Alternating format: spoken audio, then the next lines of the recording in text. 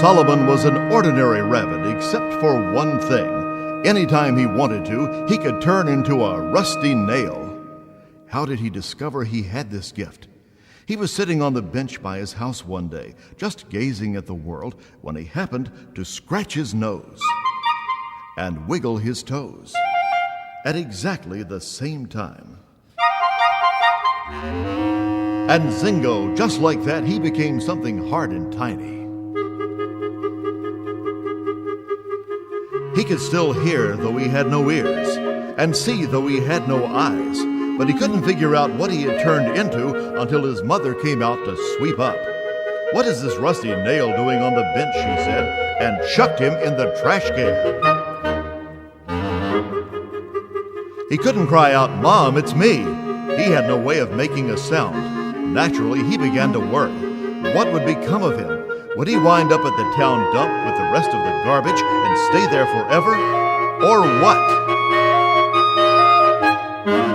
"I don't belong in here with this junk," he said to himself. "I'm no nail, I'm a rabbit." The moment he thought those words, he was a rabbit again. In a daze, he climbed out of the trash can, went behind the tool shed, and sat down on the solid ground. Did what just happened really happen? It did. Dare he try to make it happen again? He dared, over and over, until he was sure he could always do it. When he scratched his nose and wiggled his toes, he became a rusty nail. And when he thought, "I'm no nail, I'm a rabbit," he was a rabbit.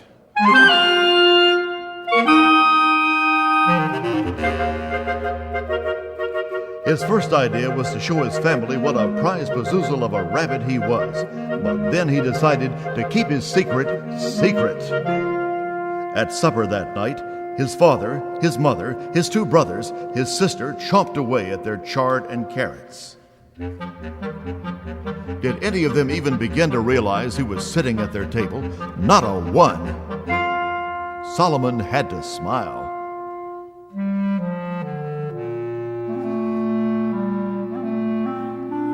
At bedtime, he slipped under his quilt and turned into a rusty nail. And when his mother came to kiss him goodnight, there was no one there to kiss. "Where are you, son?" she called. "Here in bed. Where else?" he answered, popping into view. "What's going on here?" his mother asked herself on the way downstairs. Starting the next day, he began mystifying his friends and family with odd disappearances. No matter how they searched, they could never find him. Then that tricky rascal would turn up out of nowhere, looking smug and innocent.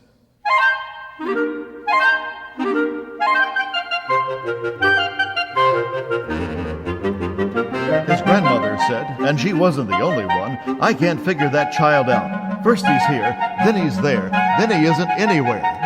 Solomon was proud to be the cause of all this confusion. But after a while, he tired of his trick and forgot it. Butterflies became his chief interest. He collected them, and he got so good at Parcheesi he could even beat his father. One day during summer vacation, Solomon was out in the hills chasing butterflies. He was just about to bag a rare one when he heard an ugly voice snarl, "Freeze! Up with your paws!"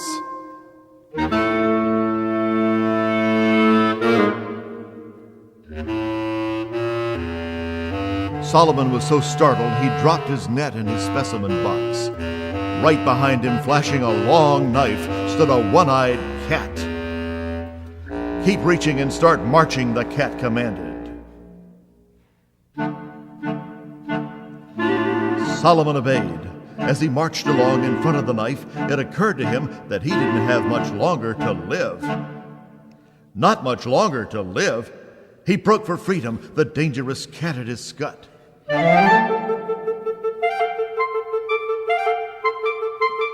But he couldn't keep running forever. Wait, what about the old nail trick? Would it still work?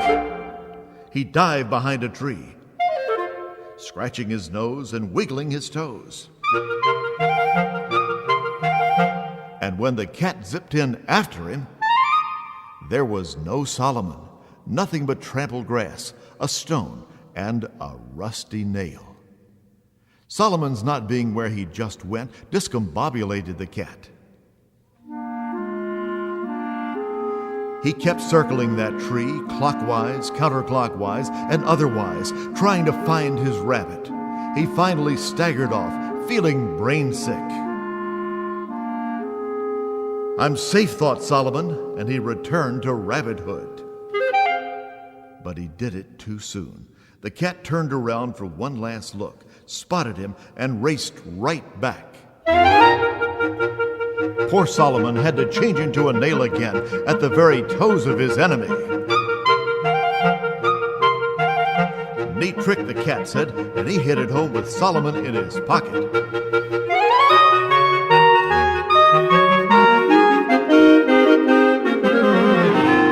"Guess what I've got," he announced to his wife, prancing into the parlor. A plump young bunny for a savory stew. He laid the rusty nail on a doily. "This is a plump young bunny," she said. "Are you sure, Ambrose?" "Yes, Clorinda, this isn't really a nail, it's a rabbit. As soon as it stops pretending, presto changeo, we'll have us a meal." And he told his goggle-eyed wife about the strange events of that morning. The cats had a cage where they kept their victims until they were needed for the table. Clorinda put the precious nail inside, and Ambrose padlocked the door. Now all they had to do was wait for Solomon to show up and turn him into Hassenpfeffer. They decided to take turns keeping an eye on the cage. But of course, Solomon knew just what was going on. He had no intention of serving his dinner for two stupid cats. He made up his mind to remain a nail for as long as he had to. Ambrose and Clorinda watched and waited. When they were both snoring away in the next room, Solomon would quietly become himself and try to bend the bars or force the lock. But that didn't get him anywhere. After 3 long weeks, the cats were out of patience. Clorinda began to suspect that her husband had made some kind of mistake. "Ambrose," she said at last, "are you absolutely indelibly convinced that this sliver of metal is a real live rabbit?" "Pussikins," he retorted, "if I'm a real cat, as I suspect I am, then this thing's a genuine rabbit." "Prove it," she said. This tactless suggestion made Ambrose boil over. He unlocked the cage, hauled out the nail, and screamed, "Quit the hanky-panky, you stubborn piece of junk. Turn back into a bunny at once." Solomon chose not to. Ambrose booted the door open and rushed outside. Hurrah, I win, thought Solomon. He's going to throw me away. But no, Ambrose grabbed a hammer and bang, bang, bang! He pounded Solomon into the side of the house and ran off raving. Tonight's the night, thought Solomon, and as soon as the cats were asleep, he said the magic words to himself. He said them again and again, but every time he started to swell up with life, the wood he was in restrained him. Must I stay locked in this prison until it rots and caves in and releases me? That could take 100 years. Would I still be alive then, he wondered. Did nails die?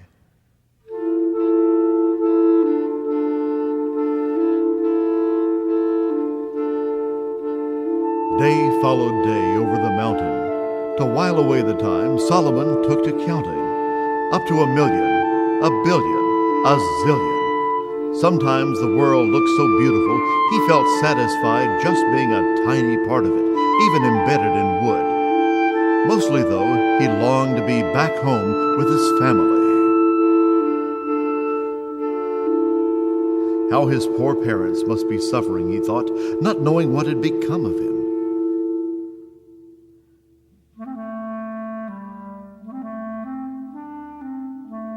How miserable they must be without their child.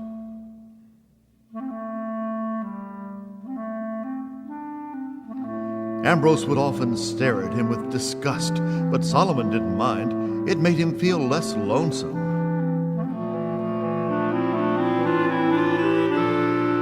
Once Clorinda looked at him with such pity, it made him feel like crying.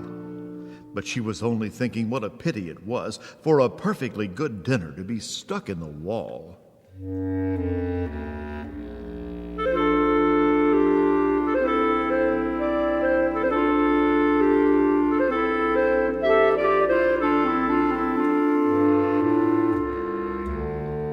One day, Ambrose was out in the backyard piddling around.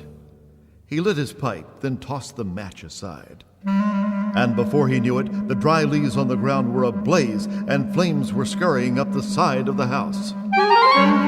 He was beating at the flames with his hat when Clorinda crashed through the door, shrieking, "I'm incinerated!" Together they ran for help. When the flames reached Solomon, he first felt feverish, and then, though he couldn't even budge, he felt terribly alive, inspired, bright, and central like the sun itself. A gang of neighbors arrived, and in a jiffy they were passing buckets of water up from the pond and sloshing them at the house. But the fire insisted on finishing its job. The house crumpled into a stuttering of sparks and was soon nothing but smoking embers and scattered nails. One of which was Solomon. He had reveled in being red hot, and now as the wretched company of cats departed, he enjoyed cooling off. With the cats out of sight, Solomon resumed his natural form at last. He took a deep breath and did a whooping backward somersault. Then he went tripping home. His heartbroken family had found his net and his specimen box and were sure he had been done in by some cruel carnivore. It was almost too much for them when Solomon, as alive as possible, came bursting into the house. After the shouting and the leaping, there was no end of hugging and kissing.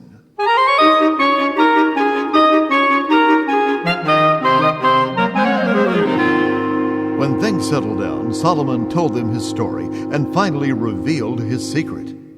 He turned into a rusty nail right in front of everyone, then back into their own dear Solomon. They begged him never to do it again. Except, of course, if he absolutely had to.